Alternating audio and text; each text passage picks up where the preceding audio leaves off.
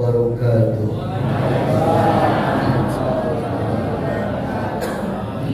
Alhamdulillah, hari ini kita bisa berkumpul keluarga besar Masjid Bagus Salam Komplek Pesgiro di Jalan Terusan Pesantren Arjana ini dalam rangka halal bihalal. Jadi Bapak Ibu, halal bihalal itu bahasa Arab, tapi tidak ada dalam kamus besar bahasa Arab. Justru halal bihalal itu adanya di kamus besar bahasa Indonesia. Ya, halal bihalal diartikan sebuah acara yang diadakan setelah Idul Fitri untuk saling maaf memaafkan. Jadi substansinya sama dengan silaturahim. Ya. Namun kalau kita lihat secara etimologi, halal bihalal itu berasal dari kata halal yahullu halal. Itu artinya menjernihkan sesuatu yang baru, meluruskan sesuatu yang bengkok, merapikan sesuatu yang kusut, mencairkan sesuatu yang beku. Jadi kalau hari ini kita berhalal bihalal, tentu diharapkan hubungan kita yang tadinya keruh jadi jernih kembali, yang tadinya bengkok jadi lurus kembali, yang tadinya kusut jadi rapi kembali, yang tadinya beku jadi cair kembali. Jadi halal bihalal itu merupakan tradisi, Pak, budaya. Ini mulainya tahun 1949. Jadi pada saat itu almarhum Al-Maghfur Yahya Wahab Hasbullah selaku tokoh NU pada saat itu mengusulkan kepada Bung Karno untuk diadakan acara silaturahim di istana yang dikemas dengan halal bihalal. Jadi untuk mengumpulkan para tokoh-tokoh politik yang pada saat itu sedang panas-panasnya agar duduk bersama memikirkan bagaimana kemajuan bangsa Indonesia ke depan. Nah, jadi diawali dengan silaturahim halal bihalal. Nah, termasuk kita juga. Kenapa kita kan nggak ada masalah? Ya boleh jadi. Namanya juga manusia, namanya juga bertetangga, bermasyarakat, pasti ada saja kesalahpahaman. Ya, perbedaan pendapat kayak di masjid bisa saja kan beda pendapat. Atau boleh saja orang sebetulnya marah cuma dia menahan. Ya. Kadang-kadang curiga atau apa, makanya hari ini kita cairkan, kita jernihkan, kita luruskan, kita rapikan, apalagi di antara emak-emak. So ayah lagi masih kene grup dia diukna belah itu. Grup dia belah dia. Jangan antara dia itu aream kayak si eta. Ya. Jadi ada itu teh kadang-kadang. Makanya sekarang udah clearkan, kita cairkan ya. Nah, silah itu kan menyambungkan rahim kasih sayang. Bapak Ibu, tapi Nabi mengingatkan, laisal muwasilu bil mukafi walakin al muwasila an tasila man qata'a. Tidak dikatakan silaturahim orang yang membalas kunjungan atau membalas pemberian, tapi yang dikatakan silaturahim adalah kau menyambungkan sesuatu yang putus. Jadi kalau Bapak dan Ibu hanya mau berkunjung kepada orang yang pernah berkunjung kepada kita, hanya mau senyum kepada orang yang senyum kepada kita, hanya mau baik sama orang yang baik kepada kita, itu namanya balas budi. Ya. Tapi sebaliknya, kalau Bunda hanya tidak mau berkunjung kepada orang yang tidak pernah berkunjung kepada Bunda, pelit sama orang yang pelit sama Bunda, judes sama orang yang judes sama Bunda, itu namanya balas dendam. Tapi kalau kita tidak mau berkunjung sama orang yang suka berkunjung kepada kita, kita pelit sama orang yang baik kepada kita judes sama orang yang someang kepada kita, itu namanya kurang ajar. Silaturahim itu tetap mau berkunjung sekalipun orang tidak pernah berkunjung kepada kita tetap baik sekalipun orang pelit kepada kita tetap tersenyum sekalipun orang tidak pernah senyum kepada kita. Ya, itu silaturahim. Nah, saya alhamdulillah bisa silaturahim dengan Bapak Ibu. Ini salah satu syariatnya. Senior saya Teh Hajah Nening Atia sama Abah mengundang saya lewat, jadi silaturahim. Nah, semacam sekarang saya mah ke rumah Abah udah berapa kali. tapi abah belum ke rumah saya. Tapi karena saya ke senior, saya hormat beliau, senior saya waktu di KLPI, jadi ya kita mengalah, nggak apa-apa ya. Tapi kalau misalnya bapak-bapak ibu-ibu dalam bermasyarakat itu begitu Bu ya. Jadi kalau ada ibu-ibu di komplek Pasjoro yang judesnya Bu ya, jangan dijudesin lagi. Kita mau baik kalau ada bapak-bapak yang kalau diundang sama DKM tidak pernah datang, dia mah Pak DKM kurang datangan ke ibunya. Menawan sih nyewa-nyewa deui ke masjid diundang tidak pernah datang, sama PRW kerja bakti tidak pernah datang, alasan kerja bakti tidak ada yang meninggal tidak pernah takziah, ada yang sakit tidak pernah nengok. Kalau ada kumpul di masjid tidak pernah datang, terus begitu udah disolatkan, ya tetap ya kita sholatin aja ya, karena kita lihat keluarganya, jangan dendam kita mau aja ya, jangan nah ini makanya silat itu menyambungkan rahim kasih sayang. Jadi kalau yang biasa-biasa mungkin ya nggak ada masalah, oke lah. Ini mah biasa ngobrol, biasa bergaul, tiba-tiba ada masalah, tiba-tiba ada kesalahpahaman. Nah disinilah kita harus diingatkan. Tadi dalam Al-Hujurat ayat 10 mengingatkan innamal mu'minuna ikhwatun, sesungguhnya orang-orang yang beriman itu bersaudara. Jadi Bapak dan Ibu maaf ya, kalau menurut Al-Quran Allah mengingatkan wa in aqamus shalah wa atuz zakah, kalau orang itu menegakkan salat dan membayar zakat, fa ikhwanukum fid din, itu saudara bersama. Jadi Bapak dan Ibu itu saudara kita seagama. Boleh jadi dia berbuat salah, berbuat hilaf, tapi tetap saudara kita. Boleh jadi pandangan politiknya berbeda, boleh jadi nanti capresnya berbeda, tapi itu saudara kita. Boleh jadi musuh, nggak apa-apa berbeda, cuman jangan jadi musuh ya. Termasuk saudara-saudara kita di Al-Zaitun kemarin sama yang kita ingatkan juga, itu saudara kita sama. Itu sholat Idul Fitri sih gak gitu patut, terus bikin wajah sendiri, aku mau cuma wajah Bung Karno, gimana kan untuknya? Ini jangan sampai bikin sesat orang. Mazhab itu yang sudah jelas disepakati ada 4, Syafi'i, Maliki, Hambali, ya, Hanafi, terus kalau di Syiah ada Ja'fari. Tapi kalau mazhab Bung Karno itu baru dengar sekali. Dalam kajian literatur apapun, mereka mengarang ya mazhab Bung Karno. Itu maksud saya. Tapi tetap itu saudara kita luruskan. Cuman caranya tentu berbeda-beda. Nah, kembali kepada yang tadi. Terus bagaimana kalau ada masalah? Maka kata Allah, fa'aslihu bain akhwaikum, maka Islam, maka perbaiki hubungan. Jadi misalnya bunda teh biasa ngobrolnya nana yang masalah naon lah, ada bahasa syukuran teu kaondang. Udah atulah ngeuteuy meuni tuluy. Cenah tarakat bagus salam deui mah. Eta mun ondangan teh pilih-pilih. Pasti nu diundang nanti nu boga seragam.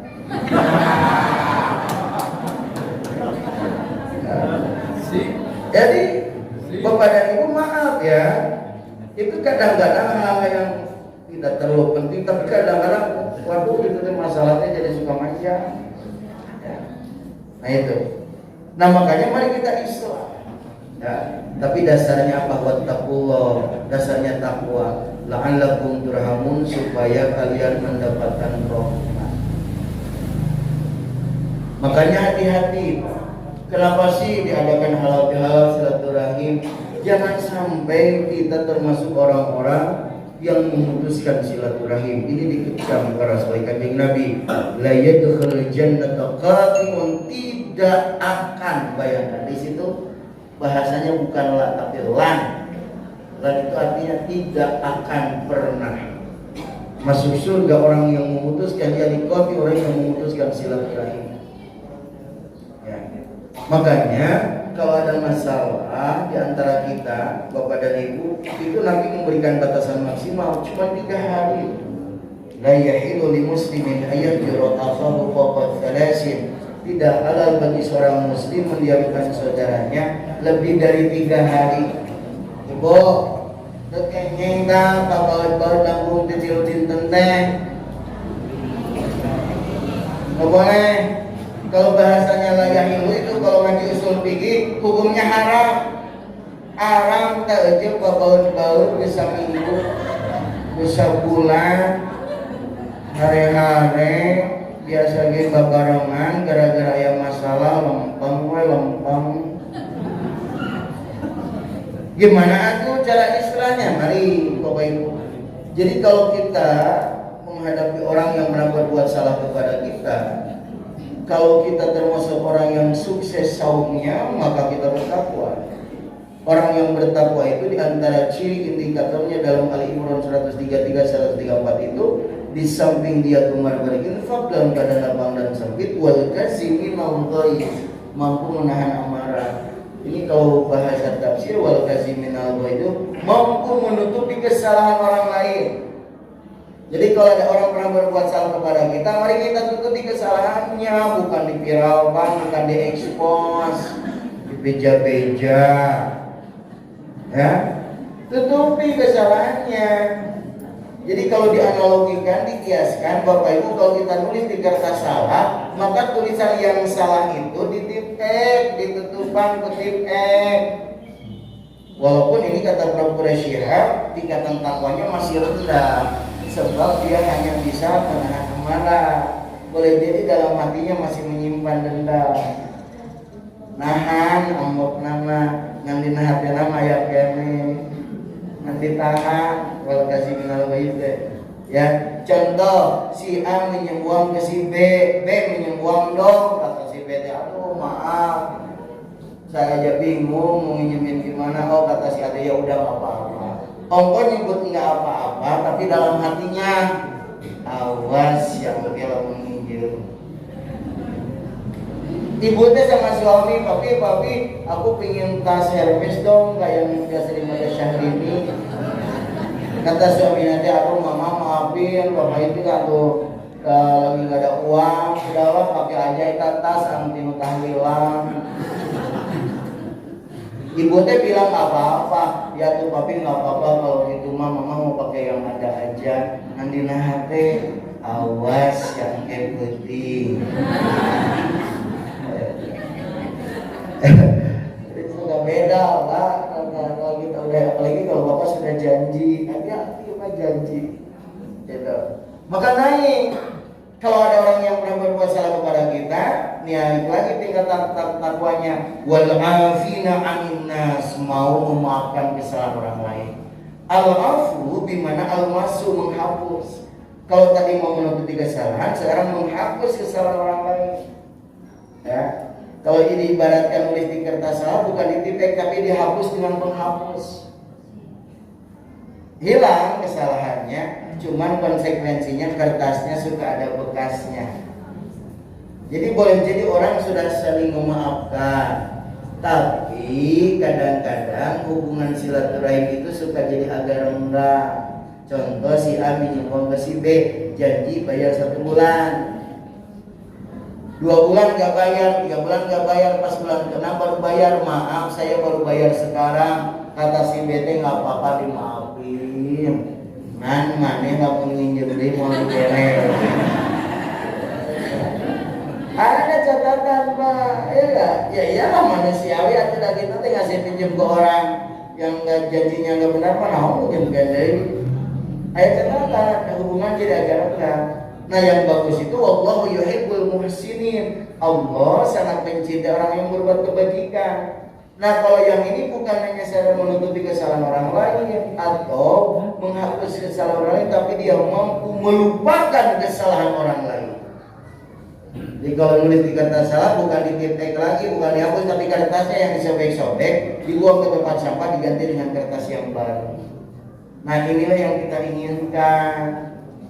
Hari ini udahlah, yang udah mau udahnya. Yang penting kita ke depan yuk kita perbaiki hubungan sok. Yang kemarin rada pundung mau istilah. Ya. Ini kadang-kadang di kita mah tuh ada jangan jamaahnya ustadznya ge sok pundung. Makanya jangan ada dusta di antara ustadz dengan DKM. Barusan saya Udah diperhitungkan, pokoknya berangkat setengah 10 ya, karena sudah koordinasi dengan Haji Neng, pokoknya setengah 11 naik, itu kan Bapak ya. Nah, makanya terus tadi oke, saya OTW terus itu enak ada komunikasi, jadi jangan sampai Ustaz ditelepon ngangkat, di WA tengah jawab, kita bikin deg-degan terus kalau istana sih anak berceramah itu. Tapi kan kita memang mencoba itu. Subhanallah di Cikadut ayat terus karena borong-borong aja tetap dipoto tuh. Sekarang udah ibu divisi. Lebih banyak Ustaz yang bisa. Bentar lagi jamaah udah nungguan. Kan area aku mah terus terang. Dia telat paling 15 menitnya wajar. Sama aja ada halangan, enggak?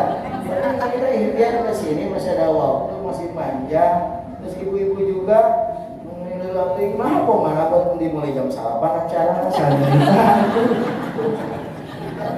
Jadi artinya apa? Kan kalau saling kiri mah enak, saling memaafkan ya enggak? Nah, ya, so ibu-ibu juga yang kemarin rada-rada pundung ajak lagi, ya. So kita tengok kenapa nggak ngaji lagi gitu Cece, nggak punya seragam, so kasih bahannya, kasih uang ngaputnya, ya. Tapi kadang-kadang maaf ibu-ibu memang paling sering gitu, tapi bapak-bapak memang jarang, tapi sekalipun ribu wah bapak-bapak. Makanya hati-hati nih kita jaga.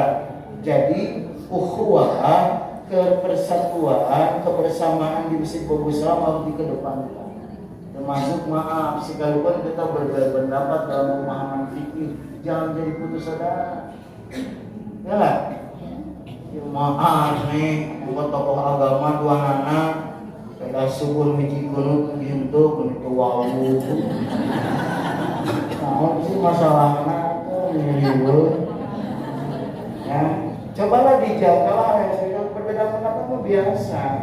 Tapi bagaimana ukhuwah itu harus kita kedepankan kebersamaan di mana? Ya. Jadi yang menjadikan umat Islam itu sulit maju itu karena tidak bersatu. Terus saling menyalahkan, saling memojokkan, ini tidak diharapkan. Nah, makanya Bapak dan Ibu sekalian, mari kita tetap ke depan supaya kebersamaan ukhuwah kita tetap utuh. Gimana tuh Ustaz caranya? Setidak-tidaknya dengan dua cara, dengan solidaritas dan dengan loyalitas. Jadi DKM Bagus Salam akan menjadi sebuah organisasi yang punya integritas kalau dibangun dengan silaturahim, dengan cara solidaritas dan loyalitas. Apa maksudnya? Ada rasa simpati, ada rasa empati. Jadi membangun silaturahim itu ada solidaritas. Ya. Jadi Nabi memberikan anjuran kepada kita, kalau kita memutuskan silaturahim itu sampai tidak akan pernah masuk surga. Tapi dengan kita silaturahim, membangun solidaritas, subhanallah, itu akan memudahkan kita masuk surga. Nabi menyatakan dalam sebuah hadis, ayuhan nas, wahai sekalian manusia, absus salam, sebarkan salam, wa aqimut ta'am, dan berikanlah makanan, wasilul arham, dan lakukan silaturahim, wasallu bil laili wan nasuniyam, dan sholat di waktu malam sementara manusia yang lain sedang tidur. Tadkhulunal jannata bis salam, kalian akan masuk surga dengan selamat. Ini hadisnya sahih Muslim ya.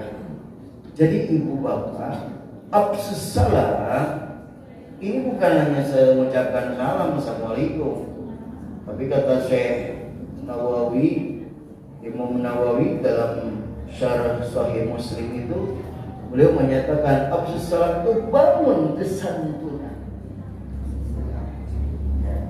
Jadi bagaimana kita di rumah, di masjid, di masyarakat membangun kesantunan, menciptakan suasana yang nyaman, yang kondusif, yang enak. Jangan bikin gaduh, jangan bikin ribet. Kita mulai di rumah coba santun. Bapak-bapak, sama istri teh santun, jangan galak.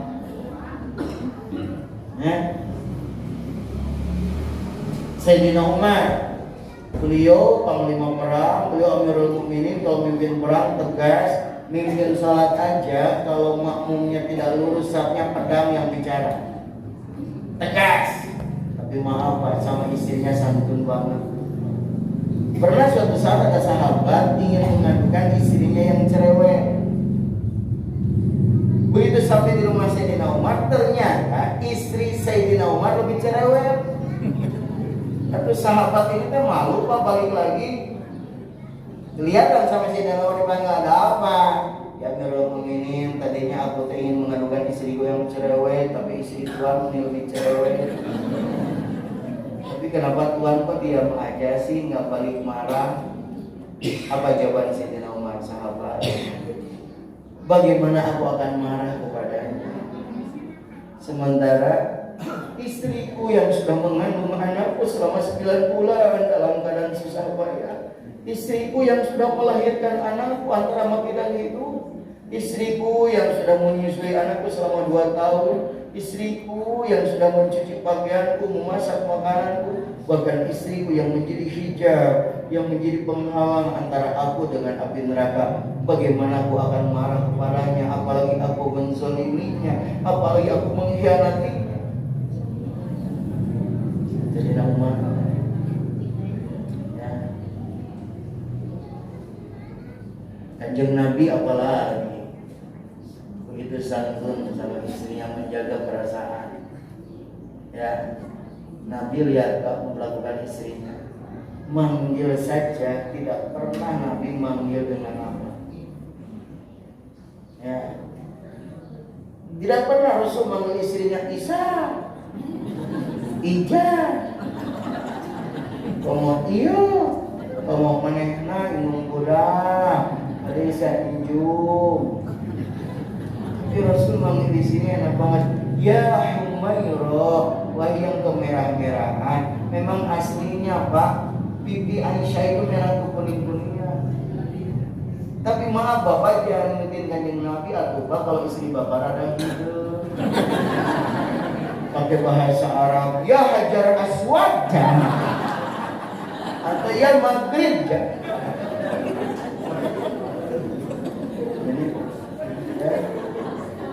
Santun coba. Ya, pulang kemalaman Aisyah sudah tidur, nggak berani mengganggu Aisyah. Tidur di depan rumah Bapak. Minimal kalau Bapak malam, kalau istri sudah tidur udah Bapak jangan dibangunin, jangan guyar-guyar ini. Mau dicokok. Udah biarin, justru kalau istri sudah tidur doakan tatap, mama capek mulainya. Mudah-mudahan mama banyak umur, sehat walafiat, dimudahkan urusan gitu. Jadi istri sedang tidur malah ditatap, ya Allah. Ya pemajikan aing meniri puji. Kira-kira bisa ditukar tambah dengan sampai maaf. Ya, Rasulullah diundang makan malam sama tetangganya. Ya Rasul makan malamnya. Rasul nanya, sama istri Aisyah enggak? Ya Rasul, maaf saya nggak bisa. Pas kedua kalinya Rasul makan malam sama Aisyah enggak? Sampai 3 kali Rasul diundang sama tetangganya, Rasul tidak berkenan hadir karena istrinya tidak diundang. Menjaga perasaan. Jadi Rasulullah tidak mau makan kalau istrinya tidak makan.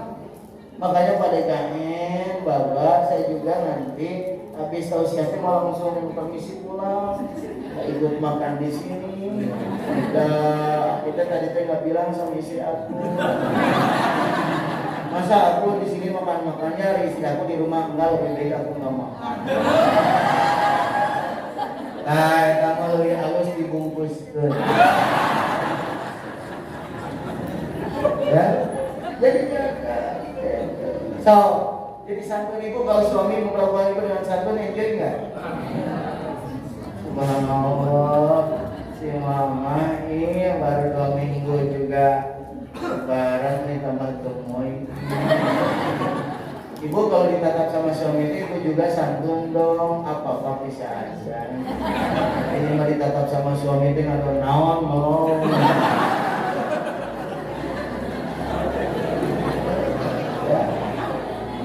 Coba kalau bapak sama ibu bicaranya tidak sopan, mama itu apa sih, bibir atau apa mau ditambah jeding gitu.